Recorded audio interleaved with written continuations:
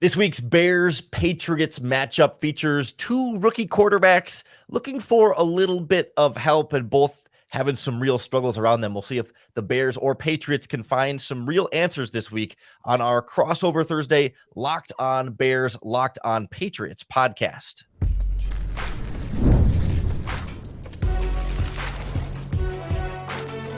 You are Locked On NFL Crossover, part of the Locked On Podcast Network.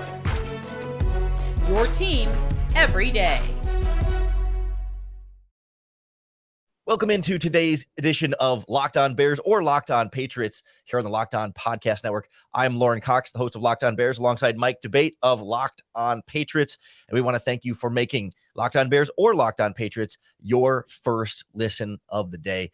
Our crossover podcast is presented by Prize Picks. Download the Prize Picks app and use our promo code LOCKEDONNFL to win $50 instantly when you play $5. On the show today, planning to get into with this matchup between two rookie quarterbacks, two teams struggling a little bit right now, but I think one came in with a lot higher expectations than the other. And so as a result, I think there's a little bit more pressure on the Chicago Bears side, and the Patriots, on the other hand, can find a way to try and get a win against this team and build up some confidence on their end. Mike, I wanted to start there with New England. Obviously, at 2-7, no one's thinking they're going to come around and turn into some contender or anything. So, what is New England looking to get out of a game like this? What can they accomplish on Sunday?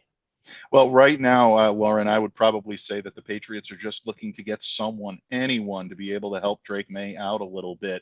Look, Drake had a solid game against the Tennessee Titans last week. Didn't exactly light up the scoreboard the way a lot of people would expect when you talk about good performances. Attempted 41 passes, threw for only 206 yards, did run for 95 yards, all on scrambles. So there were elements and bright spots in his game. 11.82 seconds was the time that the Patriots fans held their breath on Sunday as he scrambled and evaded defenders, finally found Ramondre Stevenson in the end zone, ties the game, and it looked like momentum was on the Patriots side, but in overtime, throwing a back-breaking interception.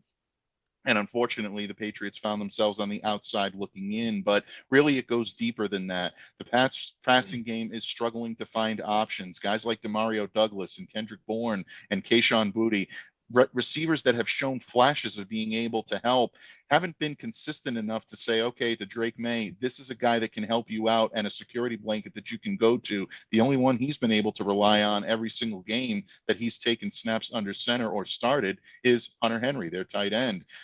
They're obviously problems along the offensive line. I know the Bears fans can relate to that when it comes to Caleb Williams. I'm sure we'll talk about that in due time. But until those things improve, it's very difficult to see the New England Patriots being able to get anything they need out of these games because it's really a one-man show in New England right now. Is there a fear in New England, certainly among Patriots fans, that the lack of supporting cast around Drake Maye is going to either limit or stunt his development or lead him to some kind of bad habits? Or has there been enough of the flashes where you feel like, okay, he's finding ways to overcome his circumstances and not let them make him a worse quarterback?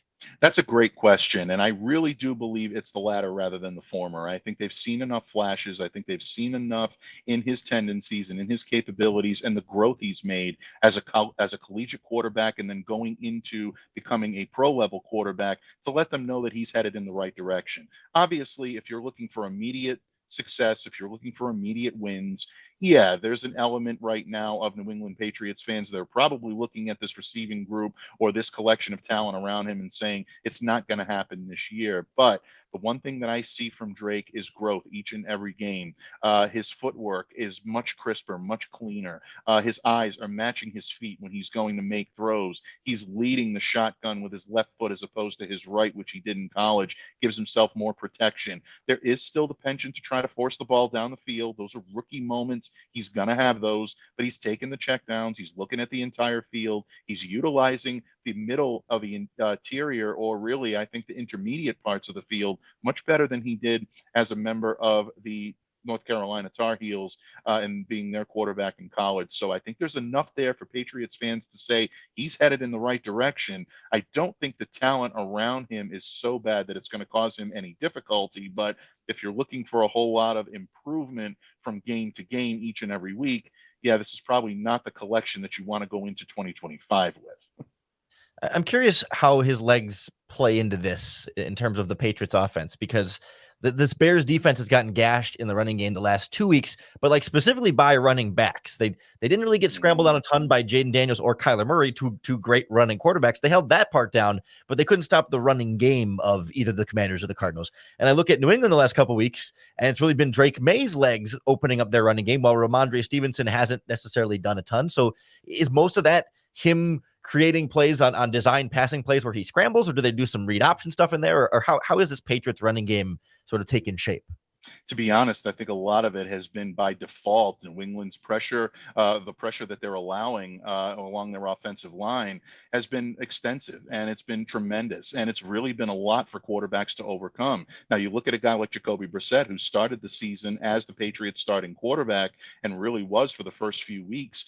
His lack of ability to do what Drake Maye does, which is go off script, roll out, make things happen with your legs and extend plays or make plays happen when there's nothing at all there, led him to take a great number of sacks. Really, I think led him to take an extra second or two in terms of trying to shed the ball. The Patriots were very slow coming out of that. So when you look now at what May is able to do, obviously he's going to take off and he's going to run when he sees no options in the field. And that's where you're seeing a lot of these chunk runs, these 17-yard, 26-yard runs that allow Drake to be able to make plays happen. So in a lot of ways, I think what you're seeing from Drake Maye is adapting to the environment around him. Alex Van Pelt's style is to incorporate an outside zone running scheme, which Ramondre Stevenson, under normal circumstances, is very good at running. But again, when you don't have the guys up front giving you the proper run blocking that you need, doesn't matter who you got back there. It's going to be very tough to find traction. And that's one of the big reasons why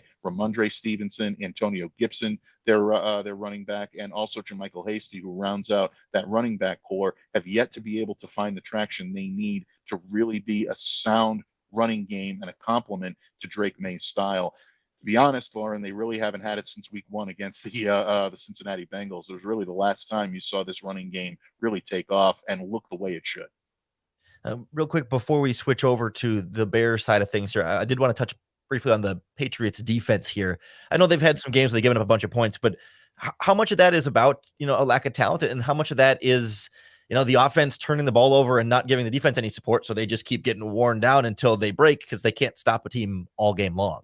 Yeah, I think that definitely factors in. Look, you do not want to give your opposing offense an opportunity to beat you, and the Patriots defense has taken several hits when it comes to their personnel. Obviously, Matthew Judon no longer their top pass rusher. He's off in Atlanta. Christian Barmore going down as a result of blood clots. He hasn't played all season long. That's a big loss for the Patriots up front, because you're taking a guy that normally takes on the double team and acts as your facilitator on that defensive line. He's out of the lineup. Joshua Uche recently traded to the Kansas City Chiefs. Jabril Peppers has had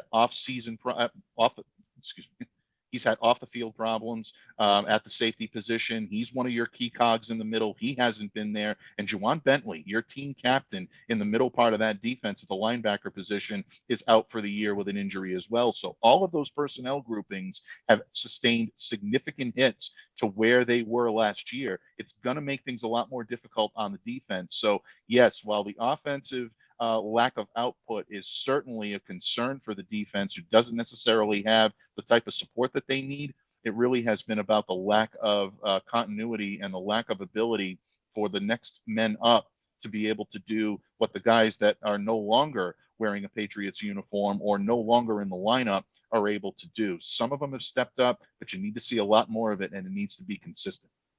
I'm glad you mentioned injuries, because that's one of the big storylines for the Bears this week at a few different key positions. It's getting concentrated there. So we'll turn the table over and look at some of the big storylines for Caleb Williams and Chicago as we continue our crossover Thursday Locked On Bears, Locked On Patriots podcast, part of the Locked On Podcast Network, your team every day. This Crossover Thursday podcast is brought to you by our friends at Zbiotics. Zbiotics pre-alcohol probiotic drink is the world's first genetically engineered probiotic. It was invented by PhD scientists to tackle rough mornings after drinking. Here's how it works. When you drink, alcohol gets converted into a toxic byproduct in the gut. And it's this byproduct, not dehydration, that's to blame for your rough next day. Pre-alcohol produces an enzyme to break this byproduct down. And just remember to make Zbiotics your first drink of the night, then drink responsibly, and you'll feel your best tomorrow. Go to zbiotics.com/lockedonnfl to learn more and get 15% off your first order when you use our promo code LockedOnNFL at checkout. Zbiotics is backed with 100% money-back guarantee. So if you're unsatisfied for any reason, they'll refund your money, no questions asked. Remember to head to zbiotics.com/lockedonnfl and use the promo code LockedOnNFL at checkout for 15% off. All right, continuing our Crossover Thursday Locked On Bears, Locked On Patriots podcast. Lauren Cox from Locked On Bears alongside Mike Debate from Locked On Patriots. And Mike, I'm sure there's plenty for us to get into here about Caleb Williams, but I just want to start with a brief sort of Bears injury update. Their left tackle missed practice on Wednesday. Their right tackle missed practice on Wednesday. Their backup left tackle missed practice on Wednesday. And they're going to have to do some moving around on the offensive line. If those guys are not able to go, they're still missing one of their starting safeties, Jaquan Brisker. They've had some injuries on the defensive line as well. They're really settling into an injury problem right now at a number of different positions, plus some real off-the-field controversies after a couple of losses where maybe there's some locker room questions here, and it feels like this is as vulnerable of a Bears team right now for the Patriots to try and take advantage of, and then a lot of pressure on the Bears that are like, if they lose this one, there's some real talk about the job security of head coach Matt Eberflus. Absolutely. And look, Patriots fans can definitely relate to job security and difficulties with the head coach. We just went through it last year here with arguably the greatest to ever do it. Look, the New England Patriots simply were not putting out a product on the field that was worthy of their legacy. And Bill Belichick ended up paying the ultimate price on that. And no longer the head coach here in Gerard Mayo comes in. So with the Chicago Bears, I understand fans and media, and definitely the players alike are looking for that type of validation that we're headed in the right direction, not just on the field in personnel and at the quarterback position, but in the coach's room as well. Those two things need to gel and they need to come together.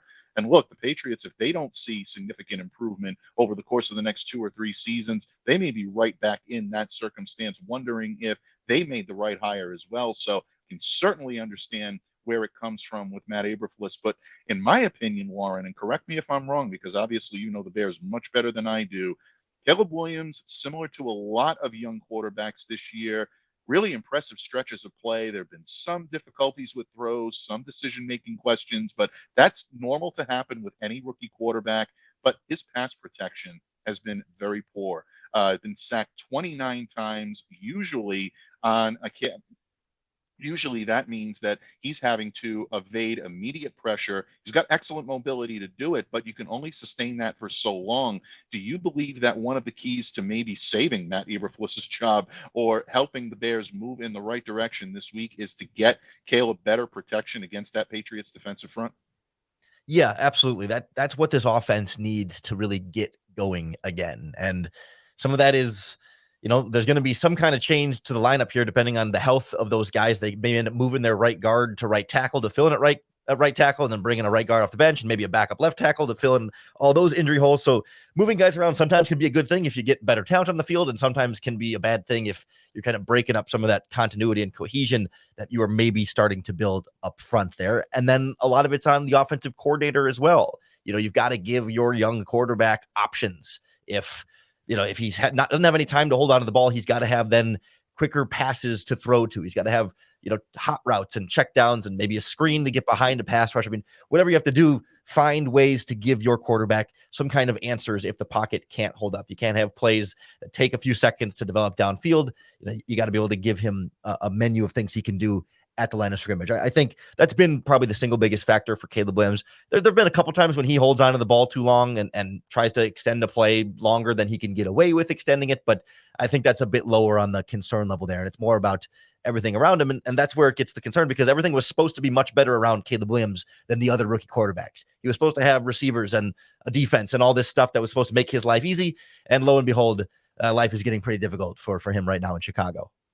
Absolutely. A very good point. And especially when it comes to, looking at the types of struggles that the Patriots' own rookie quarterback is having right now. It sounds like a lot of synergy going on right now between New England and Chicago. Before we flip things over and I ask you a question about the defense, Lauren, this New England Patriots run defense right now continues to take on water, and they allowed the Tennessee Titans to pick up 167 yards on the ground and allowing a 4.3 yard average. If the Bears are coming into this offensively and they're worried about the type of pass protection that Caleb Williams would have, from a Patriots perspective, how worried should my fan base be right now about Chicago's running game being able to keep the Patriots off balance and really maybe make that lack of pass defense a non-factor here in a lot of ways?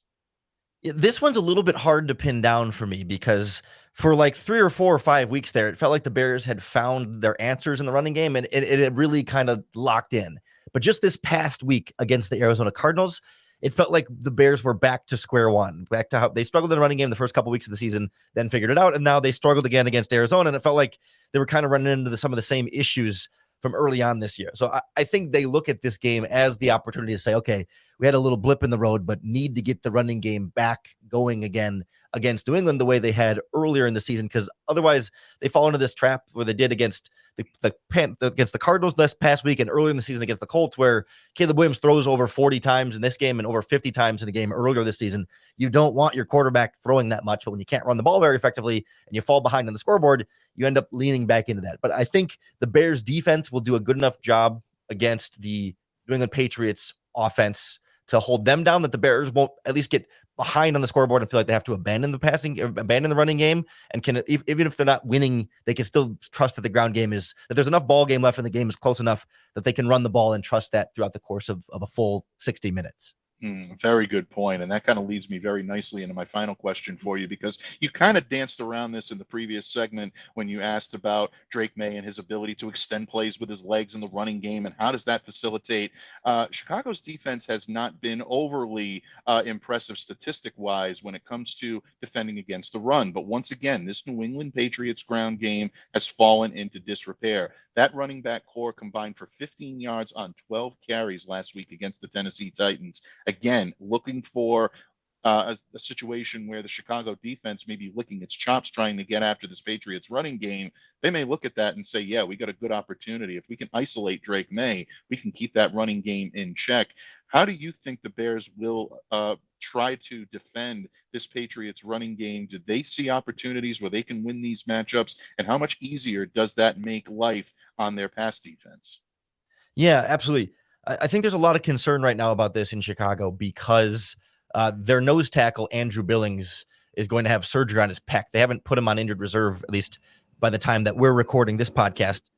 But he's definitely not going to be available this week, and not going to be available for a lot of the upcoming future here. And he's been a real star for them on the interior, occupying double teams and just taking up a lot of space so that the linebackers can run a little bit more freely behind him.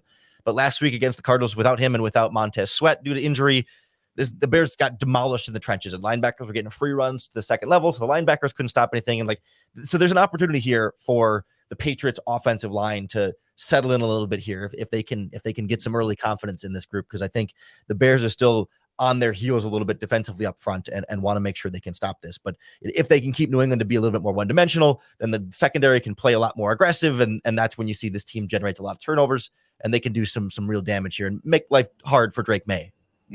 Absolutely. Well, you did make some fans in New England, I can guarantee you, Lauren, when you mentioned that the Patriots offensive line being able to settle in a little bit and maybe find a rhythm.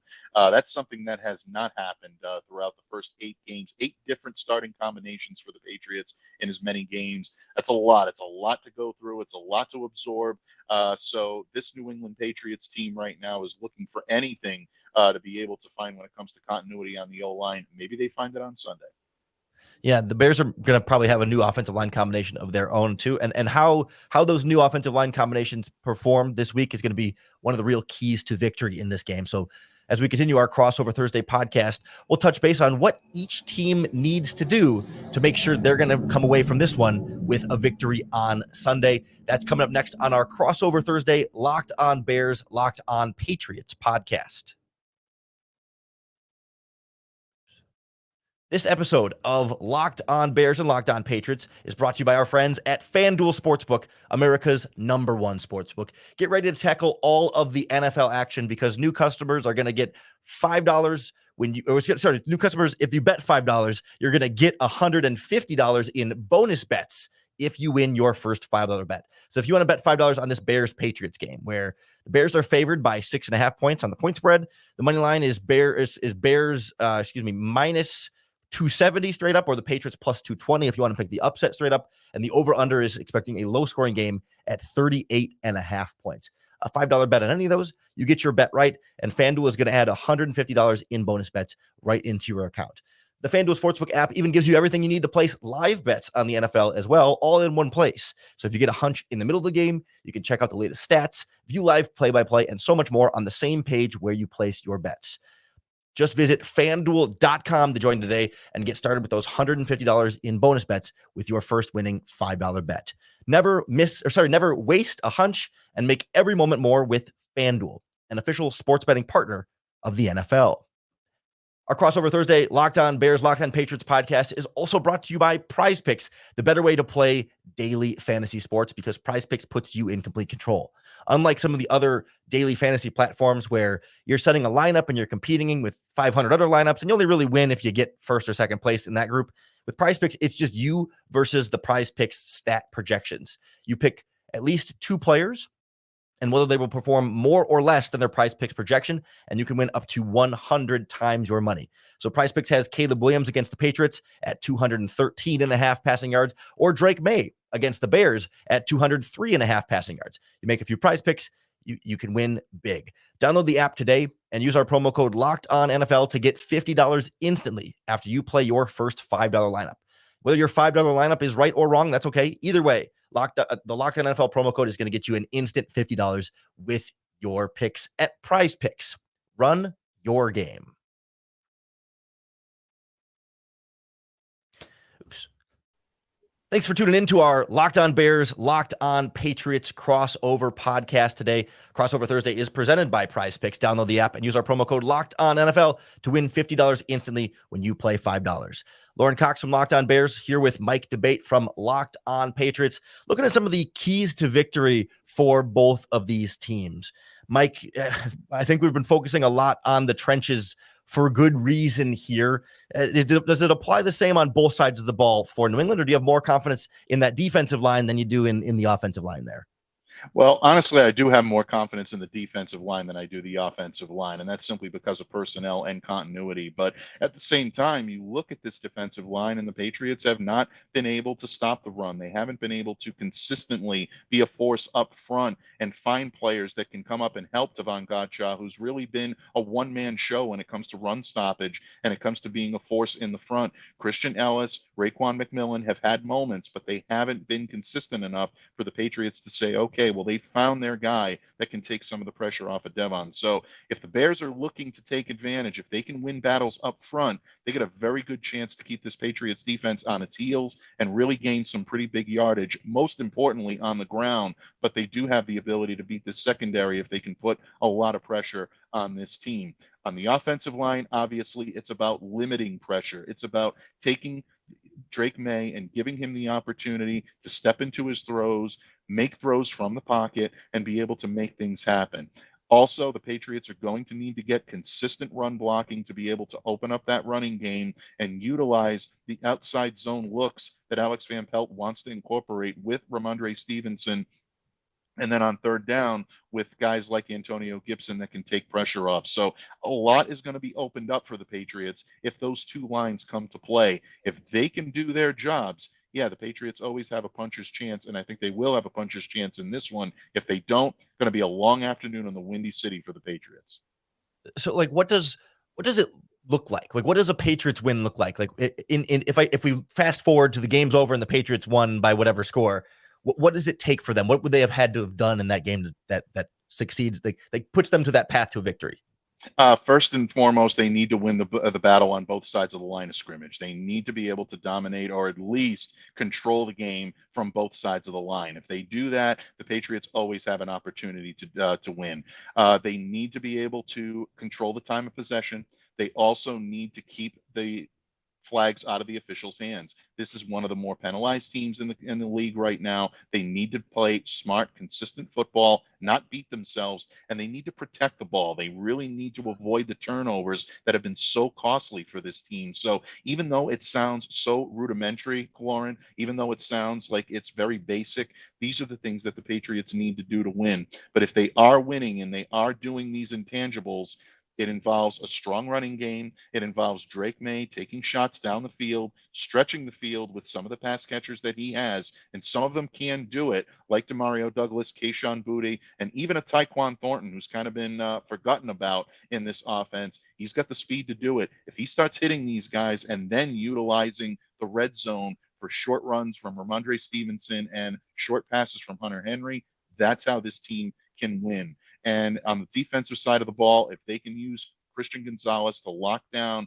one of the top options that the Bears have in terms of a pass catcher, whether it be DJ Moore, whether it be Cole Kmet, Roma Dunes, it could be Keenan Allen, whoever the Patriots decide to focus in on, that's the other members of the secondary have to step in and do their jobs as well. All of that has to come together. It sounds like a major stew with a lot of ingredients, but that's the type of product that the Patriots are putting out right now. Going to take a complete team effort to win a ball game.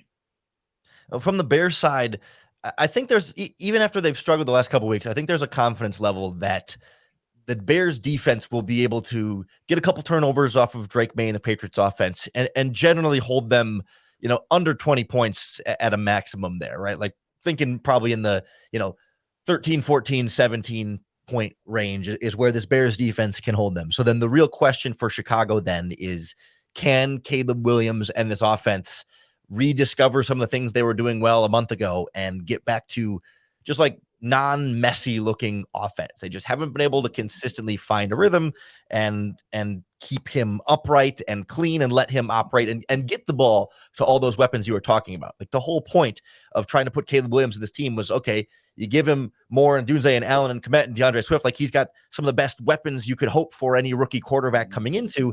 And they just haven't been able to find ways to really maximize that talent and get the most out of him and get the most out of them and put those guys all in position to succeed. But like the talent is there. It's just about getting more out of it. And I think they look at this Patriots defense as something that's a little bit more vulnerable than the last couple of playoff caliber teams they face, and that this can be the game to kind of get right and right the ship a little bit before they got a bunch of divisional games coming up on the schedule that they're trying not to look ahead to. But if the Bears don't find a way to get the offense going against the Patriots, if they find a way to lose to a 2-win New England Patriots team, there's some real smoke around Matt Eberflus's hot seat right now. The Bears have never fired a coach in season, and I still think a loss to the Patriots wouldn't have him lose his job, but they might have to start firing some kind of assistant, some kind of scapegoat opportunity here midseason, because this would be as close to rock bottom as it feels like the Bears season could get at this stage of the process. Yeah, that's a fair assessment. And it's amazing to hear that consistently week to week, that losing to the Patriots could be a catastrophic thing for opposing teams for so long. Back to when my predecessor, Mark Schofield, had this chair and this microphone talking about the New England Patriots being, a team that was always formidable. It's tough. It's tough to hear. But at the same time, you're absolutely right on the money. And I agree. I think this week is going to be a very difficult week for the Pats. I think they're out talent matched when it comes to both sides of the ball by Chicago. It's going to be whether or not the Patriots can play up to their level and whether or not they can force Chicago into some mistakes. To me, that's the only way they come out of the Windy City with a win this weekend. And the over-under was, I think, 38.5 points. So I'm expecting low scoring, ugly football. You also mentioned penalties. The Bears are also a heavily penalized team. So I think whether the Patriots or the Bears come out with more points on Sunday, the referees may end up being the real winners of this game on Sunday. They're gonna get a lot of spotlight and action time. But I feel like a winner getting to have you on the Crossover podcast with us today, Mike. Thanks so much for being a part of this and keeping Patriots fans up to date 5 days a week over on Locked On Patriots. Go check out his show. Make it your first listen for all you Patriots fans out there or Bears fans who want to learn more about the Bears opponent this week. Likewise, I'm here on Locked On Bears 5 days a week and hope you all keep making it your first listen. And check out the other teams' podcast for your second listen each and every day. We'll be getting you ready for the Bears-Patriots matchup with one final Friday podcast, and then we'll break it all down for you again on Monday once it's all done. So for Mike Debate from Locked On Patriots, I'm Lauren Cox from Locked On Bears, and we will talk to you guys all again tomorrow.